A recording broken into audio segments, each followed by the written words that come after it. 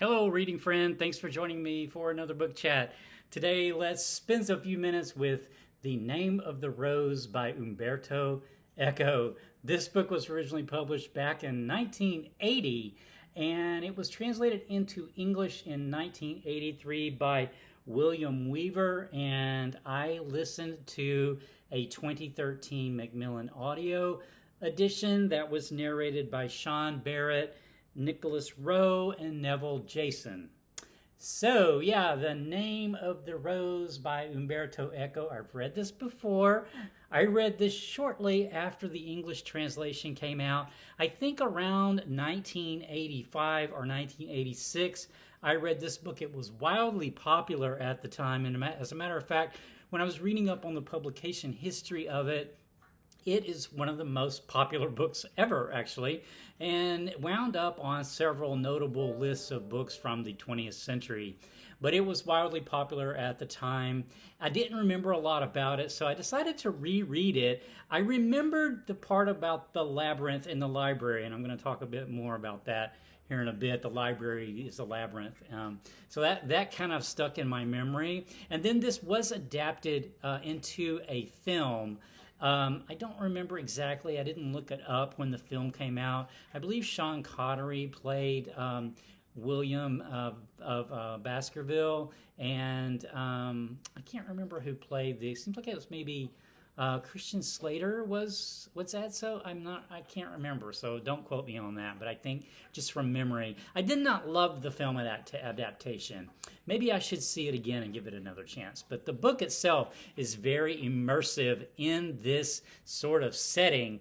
So this book would be very difficult to sort of chat because it is the 5 M's. It is a murder and mayhem, monastic, medieval, mystery. So a bunch of M's there, but it's a mystery in the long run. And there's got a lot of other stuff going on in here, but I don't want to give anything away, so I will not give anything away here that I think would detract from a first-time reader's experience of The Name of the Rose. So I'll be careful about that. So I thought about how to approach this chat around that sort of declaration that I'm not going to give anything away. And I think the best way is to sort of start out by just describing a bit of the setting and where we find ourselves, because this book is very immersive in the time period. We're talking about the medieval time period.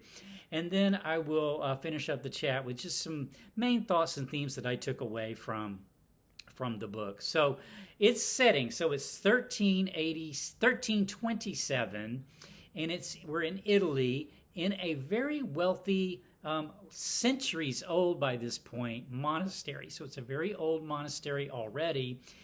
It's 1327, and our two main characters, one who is a Franciscan friar, and he's an older man, and his name is William of Baskerville. He's English. He's from I think Northern England or perhaps Scotland, but I think Northern England, if I remember right. And then he's got a traveling companion who is a Benedictine novice, is traveling with him, whose name is Adso.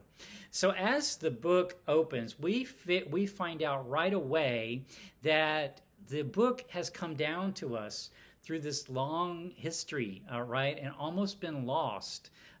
So it's written at the time. It's actually written later. We discover Adso, who is a young man, a very young man, a novice, during the course of the events of the novel, is actually writing this down from his memory in his old age because he wants to record the story of what all happened at this monastery in the year 1327. So he's an old man nearing death at the time he's writing this down, but he's describing events from when he was a very young man, a Benedictine novice. So anyway, William and Adso have been tasked to go to this monastery. This monastery is going to have what is it called? I wrote it down. A disputation, a theological disputation, is sort of considered neutral ground between the Pope John the 22nd, I believe, and the Franciscans are having a dispute because it hasn't been determined exactly if the Franciscans aren't heretics, mainly because of their views around poverty. And I'm also going to talk about that more here in a bit.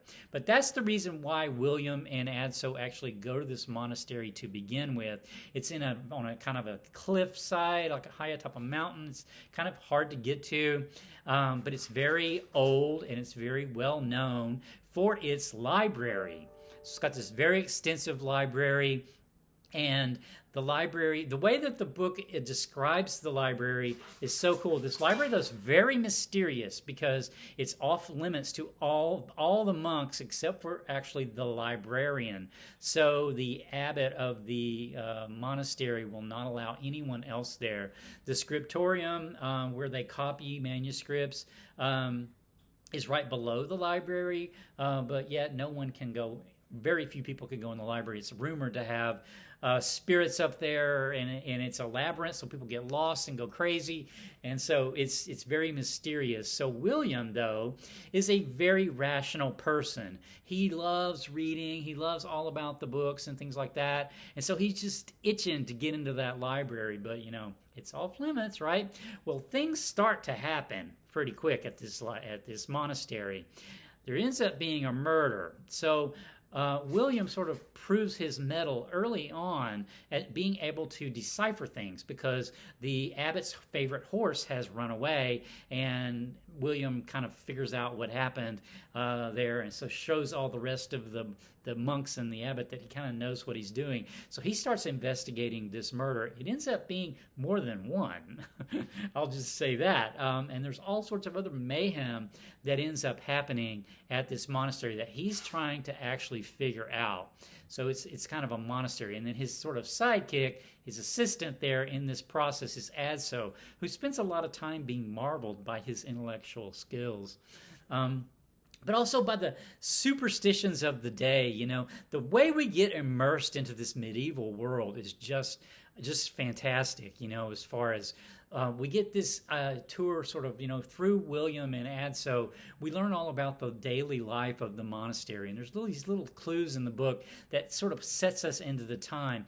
For one, they use liturgical time. So like matins and sext and nones and compline and vespers. So the different the liturgical day was divided up into these sort of stages. So that's the way the book itself is divided up. It'll be like, and the book covers a very relatively short amount of time. I think 7 or 8 days or so, like a week or two only of time. And we go through this time, we go through the liturgical day. So that's how we mark time. Fortunately, there is explanation at the beginning of what all the liturgical time points are, because I didn't know that off the top of my head. But this is how time was kept during this period. So we understand that, and then the garden and the herb garden and the person who runs the herb garden and the people who run the scriptorium and the kitchen. There's a blacksmith shop, and so we get this idea of really setting into this place and this time. And one thing that really we understand here is the times are shifting, the times are changing. Italy is about to move into the Renaissance, and we already see signs of this, and signs of it are already being felt in the monastery itself. Their way of life is about to change really significantly with the rise of the cities, the rise of literacy among the wealthy, and the city-states of not necessarily only the wealthy, actually, but in the universities that were being developed at the time in these city-states of Italy. So all that just really puts us right into this time frame, and it's just so immersive and so cool. There's a lot of theological discussions. There's also a lot of Latin quoting. This is another way that they put us into this space, is by using Latin, not so much that we get confused as a non-Latin speaker, but enough that we really get the feel of the time and place of where we are in setting in this book, and I think that's just so much fun.